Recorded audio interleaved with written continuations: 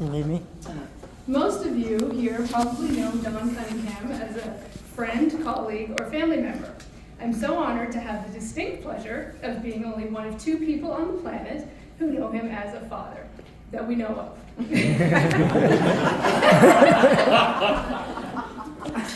Today it brings me the great pleasure to be standing here celebrating a man who has brought so much joy and laughter into the lives of so many people over his 80 years. His positivity, amazing sense of humor, and boy-like charm have been a constant in my life, and those traits are the ones I admire the most and have taught me so much over the years. Dad seems to face each day with the attitude of, how can I make this person's day better? Whether it's a restaurant server, a golfer at Riverbend where he works as a starter, a nurse at his wife's long-term care home, or just anyone he meets, he always tries to inject a little laughter and fun into that person's day. He makes other people feel seen and special, and that is something I think we should all strive for. I think the instance that best exemplifies his positive attitude goes right back to his birth. As you know, Don was adopted at birth by Jim and Nora Cunningham. He didn't know much about the circumstances of his birth, but was told in his teenage years that he was adopted. Now, upon learning this information, most children would react a bit sadly or negatively. But upon this important discovery in his life, Dad instead felt that he had been chosen and was special. That you are, Dad, very special. I think Dad carried that attitude into the rest of his life and always seemed to be confident, which has really served him well. In recent years, through Ancestry DNA, Dad found out that he had some relatives from his birth mother out in Newfoundland. Impressively, Dad had the confidence to reach out to those relatives. He then visited them a few times, has made deep connections with them, and I'm proud to say that 2 of them are here with us today. So obviously we've already welcomed Edith from Port aux Basques, Newfoundland. Upon becoming a father, Dad dealt with parenthood in a fun and maybe unconventional way. One of my favorite memories of his stellar parenting skills was when my brother Jay was a teenager and asked Dad for some money. I could see the wheels turning in my dad's head, and I reeled with laughter when he made Jay stand at the bottom of the front porch while Dad teased some cash from up above and asked Jay to bark like a dog and beg for the money, which he dropped bill by bill on the ground, making Jay arf, arf, arf, and scurry around to retrieve it like a dog. Well,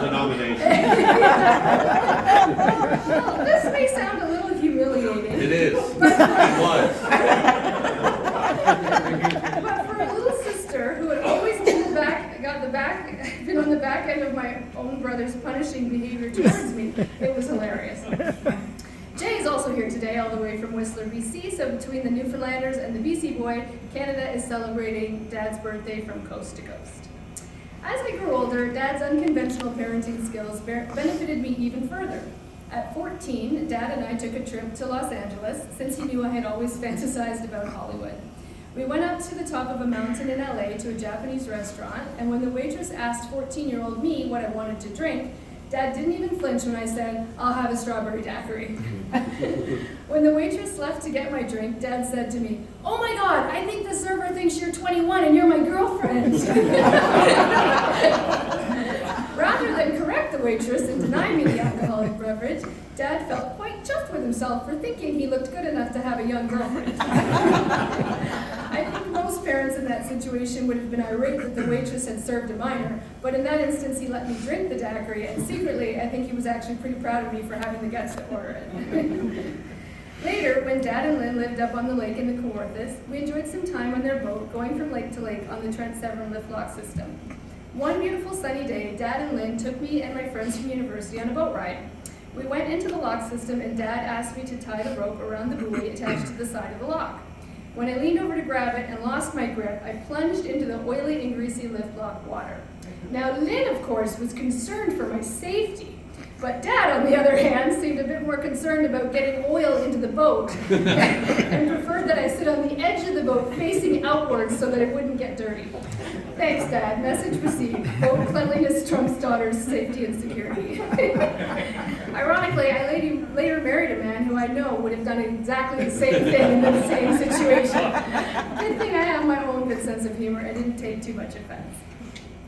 When I eventually married and had kids of my own, my dad and Lynn helped me out quite a bit taking care of the kids since I had to travel a lot for work.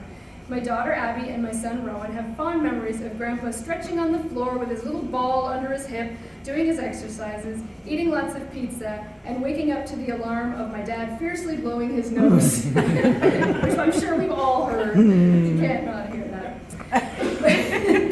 When Rowan entered his teenage years, he started asking questions about money and finance.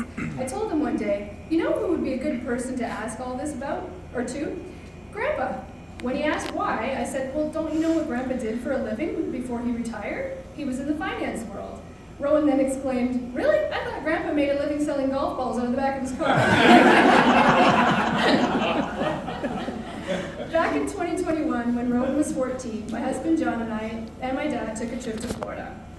Rowan had just shaved his head for hockey, and all of a sudden had this air of toughness and was going through a phase where he wasn't smiling much for pictures or saying very much. During that trip, while I was checking into a hotel, which took forever, I glanced outside only to see my dad talking to Rowan, who was doubled over in laughter, tears streaming down his face, laughing harder than I had ever seen him before.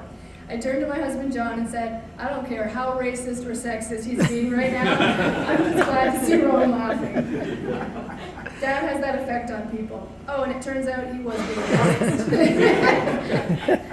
Speaking of my husband John, when we first met, I was entranced by his wit, charm, and sense of humor. He was a tell-it-like-it-is kind of guy who would swear quite a bit and use a lot of colorful language.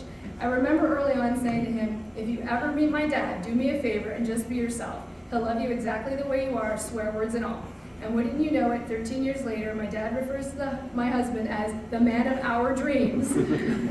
They're like two peas in a pod, and I'm so thankful that I married someone who reminds me so much of my dad in so many ways. So now as we celebrate Dad's 80th birthday, I'm so thrilled. Oh, here we go. You need a relief speaker?